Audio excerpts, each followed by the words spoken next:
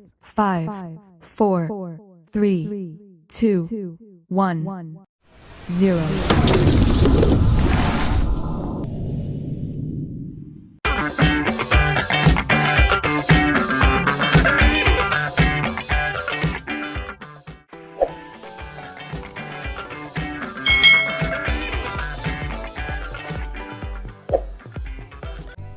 Hai hai hai, selamat datang di channel YouTube Kak Citra.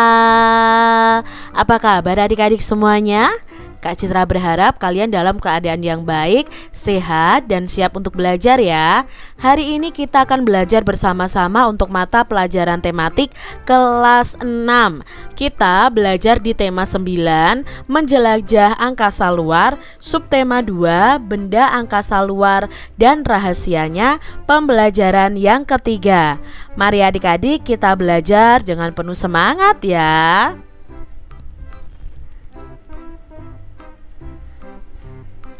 Adik-adik, saat ini manusia telah mampu mengamati luar angkasa dengan lebih detail dan cepat.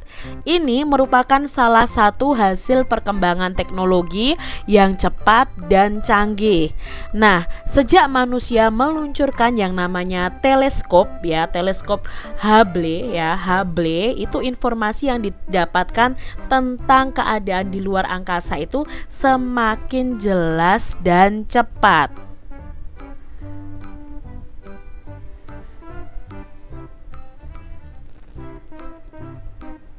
Perkembangan ilmu pengetahuan dan teknologi merupakan salah satu akibat dari modernisasi adik-adik.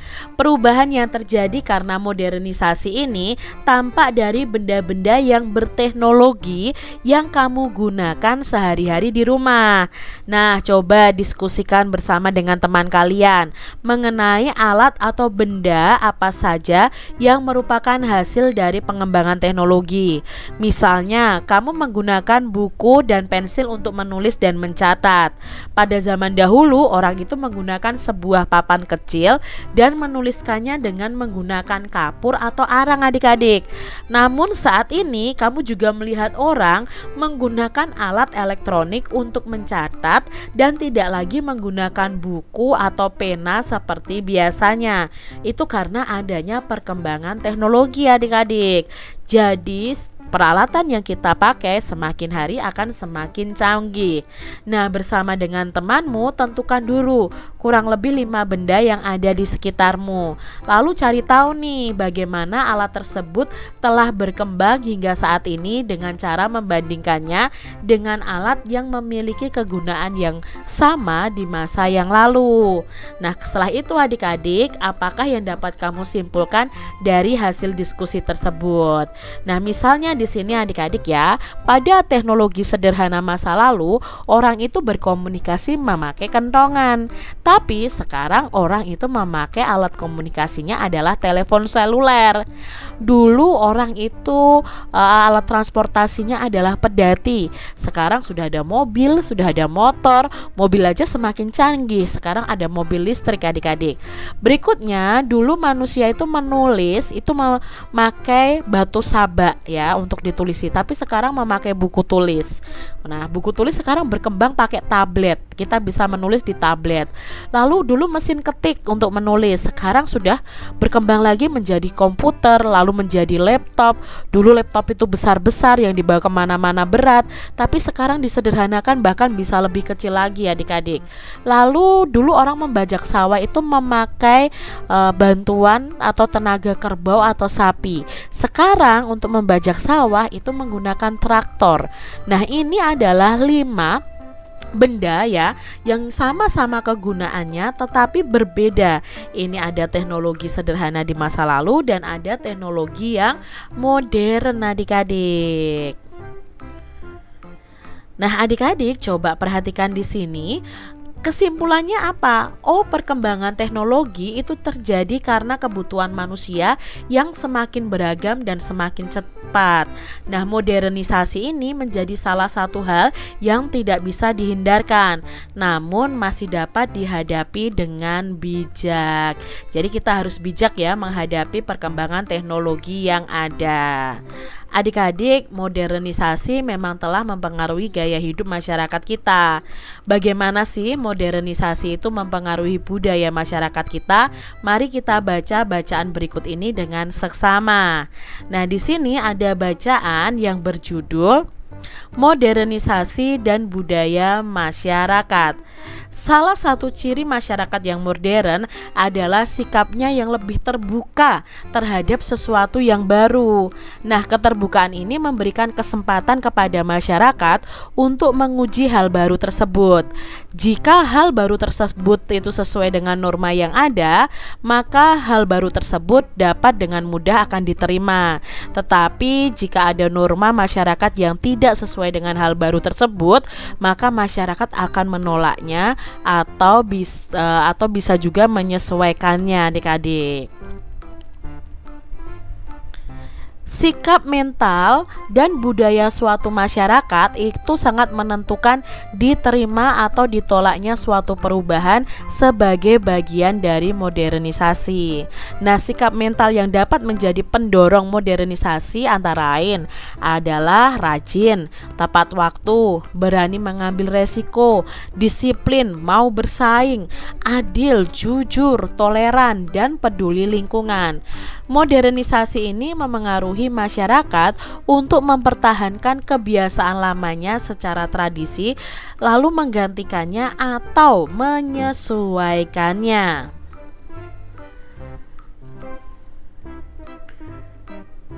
Modernisasi akan mempengaruhi masyarakat yang mempertahankan budaya-budaya yang telah diturunkan dari nenek moyangnya nih adik-adik. Berkembangnya ilmu pengetahuan itu dapat digunakan untuk menggali budaya-budaya untuk dipertahankan dan diperkaya. Nah, melalui inovasi, budaya masyarakat itu dapat dipertahankan menjadi budaya masa kini dengan bantuan teknologi, misalnya melalui penyebaran informasi ke seluruh dunia dan melalui pameran-pameran budaya. Nah, budaya daerah pun dapat dimodifikasi loh menjadi sesuatu yang lebih menarik, lebih masa kini tanpa meninggalkan makna dan arti nilai-nilai dari budaya tersebut. Misalnya nih seperti yang dilakukan pada Jember Fashion Karnaval. Nah, di sini ya yang melibatkan anak-anak muda untuk mengembangkan budaya daerahnya dalam acara lokal yang bertaraf internasional. Nah, GFC ini digagas oleh salah satu putra asli daerah, yaitu Dainan Faris. Nah, ia telah berhasil membuat mata masyarakat nasional maupun internasional itu mengarah ke Kabupaten Jember. Sebelumnya, Kabupaten Jember itu hanya dikenal sebagai daerah penghasil tembakau, adik-adik. Kemudian ya, kehidupan agraris masyarakatnya ini ternyata tidak menghalangi kreativitas warganya untuk mengembangkan daerahnya sebagai salah satu kota wisata fashion di Indonesia. Nah, Dainan ini bercita-cita menjadikan Jember sebagai kota karnaval tingkat dunia.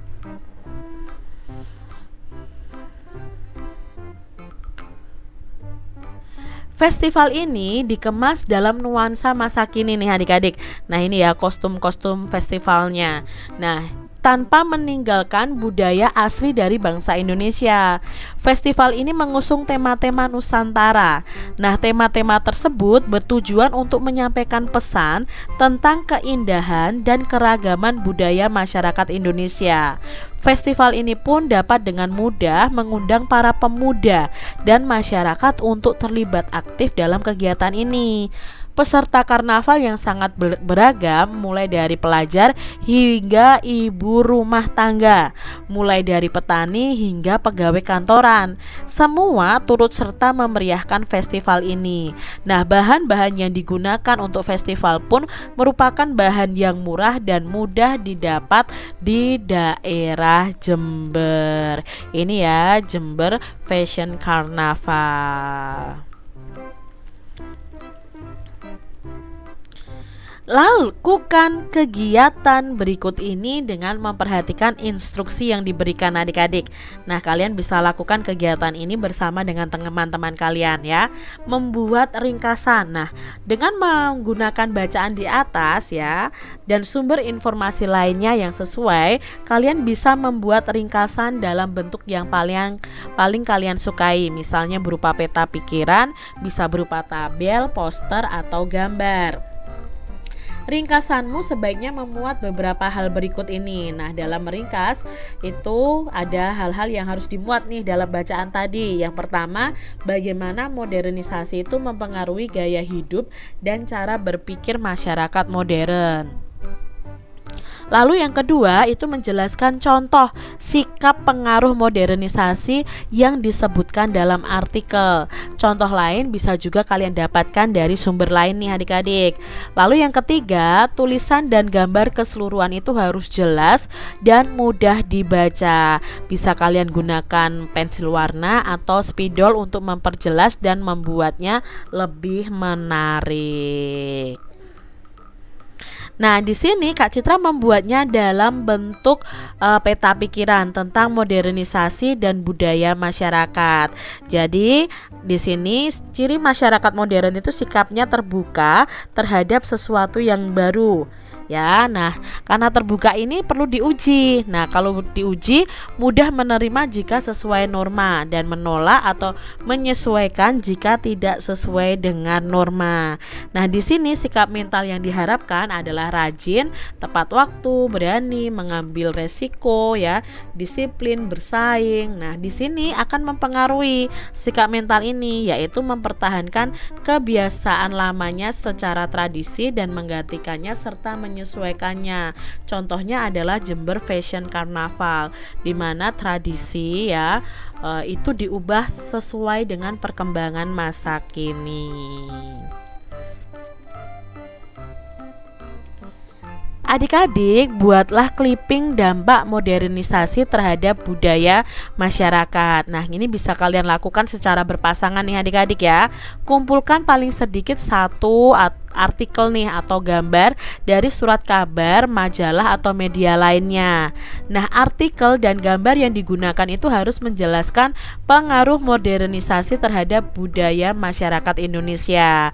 Nah, seperti yang kamu pahami di artikel tadi, kegiatan sebelumnya jangan lupa untuk mencantumkan sumbernya adik-adik. Buatlah clipping kalian semenarik mungkin untuk mengundang orang lain membacanya. Jadi kalian buat clipping ya adik-adik ya. Tulislah kesimpulanmu tentang pemahaman yang kamu dapatkan tentang pengaruh modernisasi terhadap budaya masyarakat, terutama masyarakat Indonesia. Nah, apa ya adik-adik ya pengaruhnya? Nah, pengaruh modernisasi ini terhadap perubahan budaya masyarakat Indonesia yaitu perubahan dari cara-cara tradisional ke cara-cara baru yang lebih maju yang dimaksudkan untuk meningkatkan kesejahteraan masyarakat.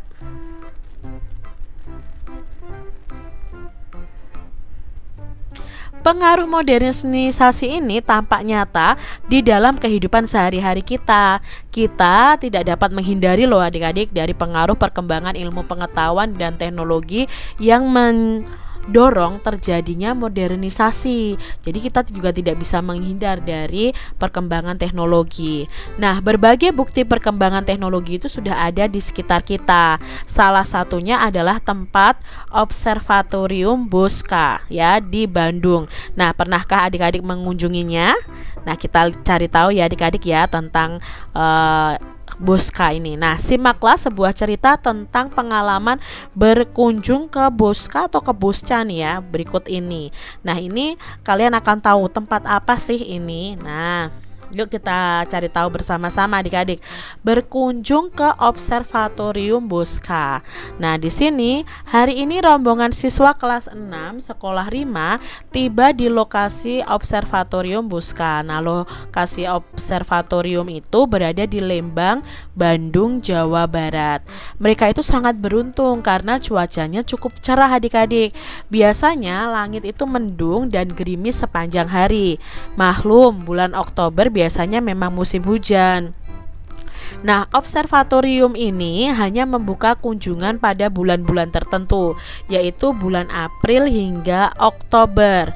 Menurut para astronom yang ada di sana, pada bulan-bulan tersebutlah langit wilayah Indonesia itu cukup cerah untuk melihat gugusan bintang tanpa tertutup awan, adik-adik. Selamat siang adik-adik, selamat datang di Observatorium Bosca, kata Kak Yani. Kak Yani adalah seorang mahasiswi Institut Teknologi Bandung atau ITB yang sedang melakukan penelitian di tempat itu. Wilayah observatorium memang wilayah penelitian para astronom Indonesia. Hari ini saya akan memandu kalian untuk melihat benda-benda yang ada di sini ya. Kakak meminta kalian untuk tidak meninggalkan rombongan selama kegiatan ini. Selain kelompok kalian, masih ada kelompok lain dari sekolah yang berbeda yang berkunjung ke tempat ini pada hari ini. Jelas Kak Yani ramah adik-adik.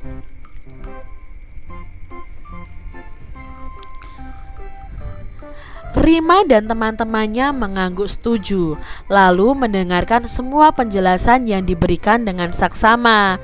Rima dan teman-temannya mengikuti rombongan dengan tertib. Ia dan teman-temannya itu mencatat hal-hal yang menarik yang dijelaskan oleh Kak Yani. Rima melihat beberapa teleskop yang ada di observatorium dan mencoba melihat gugusan bintang melalui salah satu teleskopnya. Rima berseru penuh kekaguman. Wah, indah sekali. Tak kusangka ada bintang sebanyak itu di langit sana. Seru Rima kegirangan. Teman-teman Rima pun sangat senang adik-adik ya, karena di sini bisa melihat bintang. Ini adik-adik, salah satu teleskop yang ada di Bosca ini adik-adik. Tiba-tiba mereka mendengar seorang menangis. Rima dan teman-temannya berhenti lalu mencari asal suara itu. Setelah Rima berbicara kepada Kak Yani tentang suara itu, rombongannya berhenti.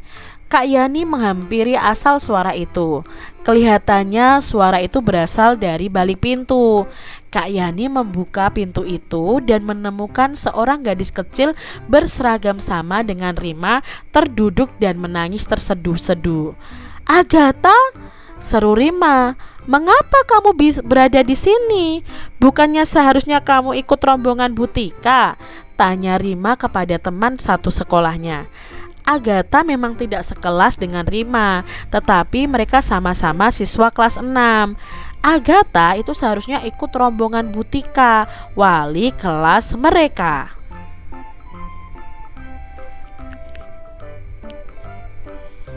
Oh Rima, terima kasih telah menemukanku. Aku pikir aku tidak akan bisa pulang kembali ke sekolah. Tadi aku pergi ke toilet dulu sebelum rombonganku berangkat.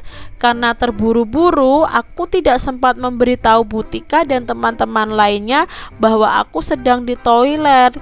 Ketika aku kembali lagi, mereka sudah tidak ada, jelasnya sambil terseduh. Jangan khawatir Agatha, Kak Yani akan mengantarmu kembali ke rombonganmu ya.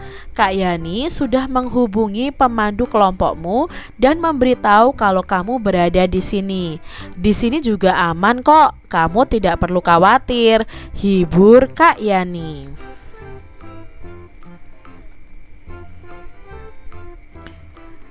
Terima kasih Kak Yani. Lain kali aku harus memberitahu teman yang lain kalau aku sedang meninggalkan rombongan untuk keperluan tertentu, kata Agatha masih bersedih. Rima mengajak temannya itu ke bagian belakang ruangan dan membagi minumannya agar Agatha lebih tenang. Rima bersyukur loh temannya itu sudah tenang. Dalam hati ia juga bersyukur karena diingatkan oleh peristiwa ini. Bisa saja Rima melakukan kesalahan yang sama. Nah itu tadi ya adik-adik ya, cerpen atau cerita fiksi nih. Nah adik-adik, berdasarkan cerita fiksi di atas nih adik-adik ya, Lakukanlah kegiatan berikut ini secara mandiri. Nah, bagilah cerita tadi menjadi 3 bagian, yaitu cerita awal, tengah, dan akhir.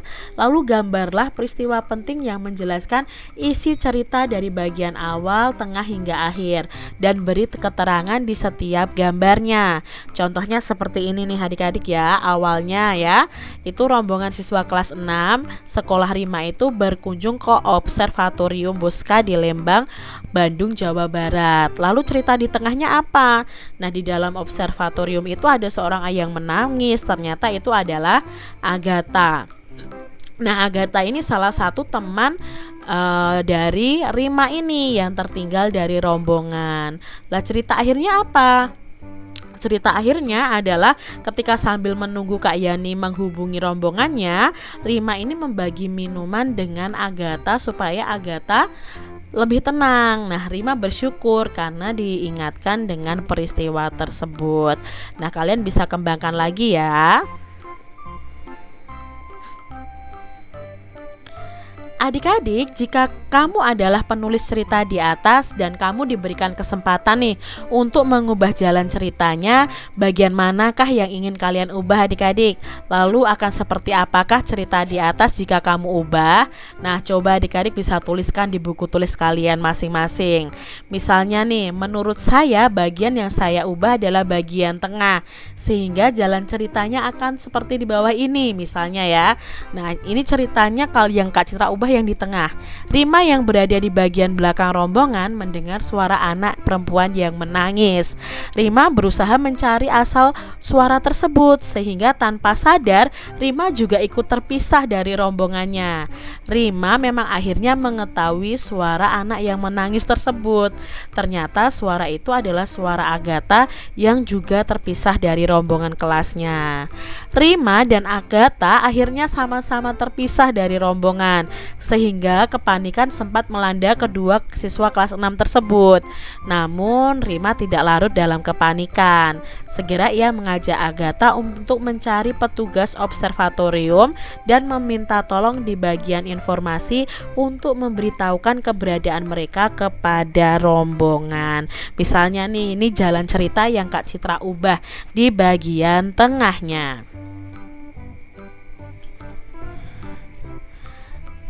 Adik-adik, coba amati gambar berikut ini. Perkembangan ilmu pengetahuan dan teknologi telah banyak membantu masyarakat untuk memecahkan masalahnya adik-adik.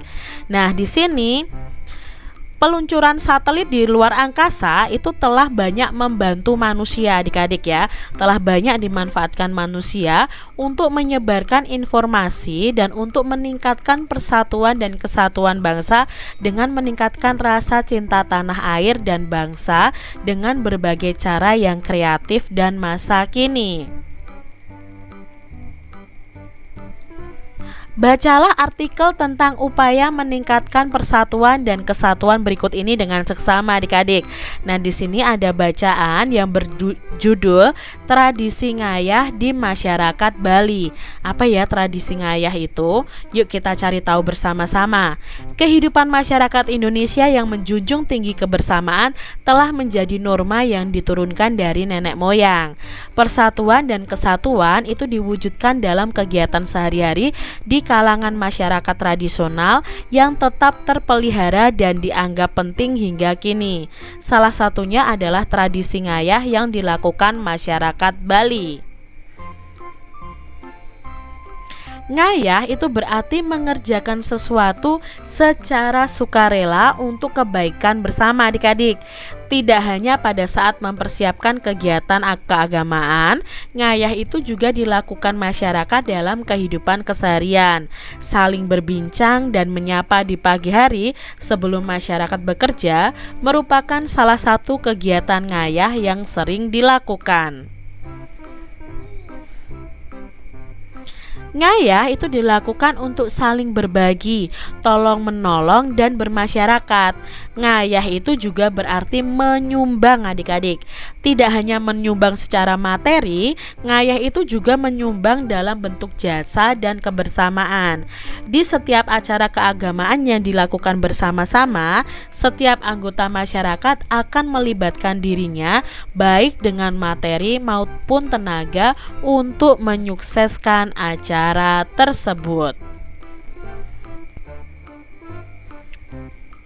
Banyak loh peristiwa di sekitar kita yang menunjukkan persatuan dan kesatuan bangsa. Contohnya ngayah tadi ya adik-adik yang ada di Bali. Nah, berdasarkan artikel di atas, bersama dengan temanmu cobalah untuk mencari tahu nih peristiwa apa saja yang menunjukkan persatuan dan kesatuan bangsa. Jelaskan juga bagaimana peristiwa-peristiwa itu berhubungan dengan sila-sila dalam Pancasila. Nah, kalian bisa diskusikan bersama dengan teman-teman kalian ya adik-adik ya. Bagaimana sikap persatuan dan kesatuan itu tercermin dalam kehidupan bermasyarakat. Nah, adik-adik bisa mencari artikel nih di majalah atau surat kabar yang menjelaskan tentang peristiwa persatuan dan kesatuan, lalu kalian hubungkan dengan sila-sila yang ada dalam Pancasila. Demikian tadi adik-adik pembahasan kita di tema 9, subtema 2, pembelajaran yang ketiga. Semoga video pembelajaran ini bermanfaat untuk adik-adik semuanya, dan sampai jumpa lagi di video pembelajaran Kak Citra selanjutnya. Tuhan memberkati.